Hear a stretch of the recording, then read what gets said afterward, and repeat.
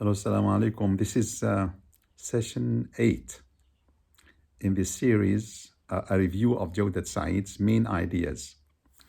Uh, the idea of history being a patient instructor, it is the same as saying that God could have made people on the right way, in a harmonious way, in a perfect way, like the angels. But he said no.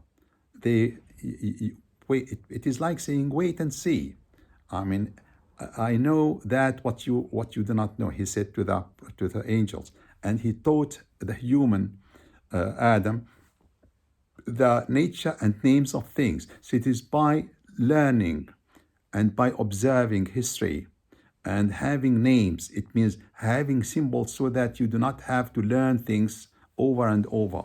We keep piling up. We keep accumulating what we know, and that is the way to learning about what the experience of human beings.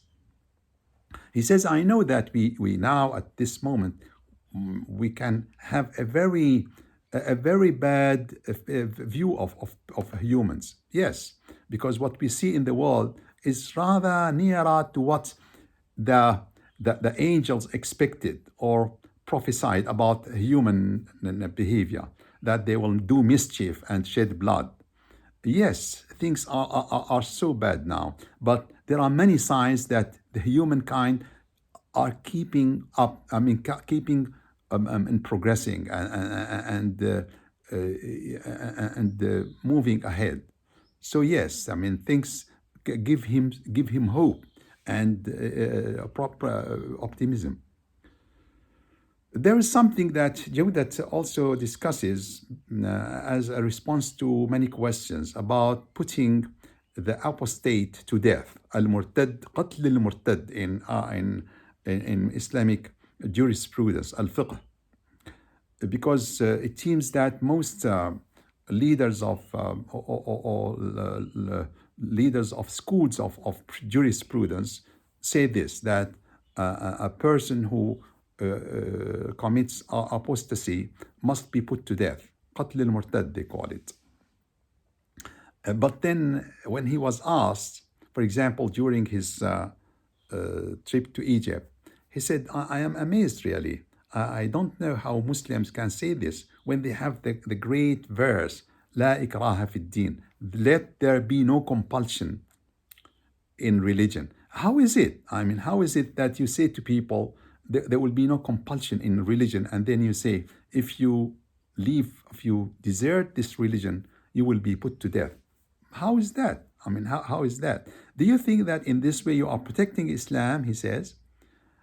The Prophet, peace be upon him, in Al-Hudaybiyah treaty, he stated very clearly that anybody who doesn't like to be with us can leave and go over to you. Of course, as a non-Muslim, he has rejected Islam in this way. So it is not for this that somebody may be put to death. It is when somebody, commits treason, acting against life, acting against community, against God and His Prophet. That's the meaning, and that's how scholars understand it. When it is somebody who's al-hiraba, they call it, when somebody joins forces that act against the ruling system or against society, that that do mischief and kill people and work and act against society, and this is part of politics, not religion. It is politics. It is a political decision that somebody who it's an outlaw. This is an outlaw who adopts a way of breaking the laws and acting against society and doing acts of crime against society. Yes, and he becomes an enemy of us. Yes, he must be brought to the law court, and he must be tried and can be put to death. or there are ways of punishing him. There are four ways really in the Quran. So it is not that somebody decides to leave, to desert this faith. No, they can. Because God in many places says, well, people who can, and there are, for example, Christians and Jews, and then people who say that God has a son, has a wife. So people do things that are against belief or that is not accepted in Islam. They are non-believers, but then you do not put anybody to death for their faith. In fact, he says, when we hold back somebody and say we can punish you with death, if you do it, if you decide to be an apostate or to desert this religion, you are not preserving a believer. You are really having him or her as a hypocrite. And he says, you can see what happened in the world in places where persecution was exercised against Muslims for a generation and two and three. And then after things were less brutal, then again Islam came out and was well practiced. So it is not the way. It is not the way. It is not right. I mean, even if it was legal at one time, was slavery not legal at one time? And many times mentioned in the Quran, but then now it is outlawed. It is now accepted as a sin by all scholars. So at least if it was legal, this putting to death of the apostate, it is no longer good for Islam and for us and for the world. Okay,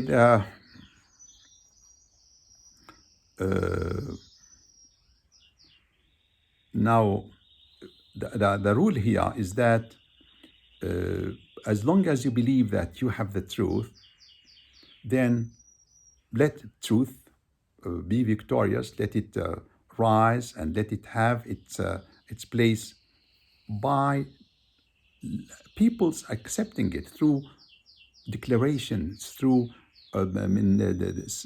describing it, through expressing it, through calling to it, and bringing it to light, expressing and asking people and debating with people and clarifying things until people accept. The truth has this nature. The truth has this nature that when you explain it and make it very clear, it will come to be accepted.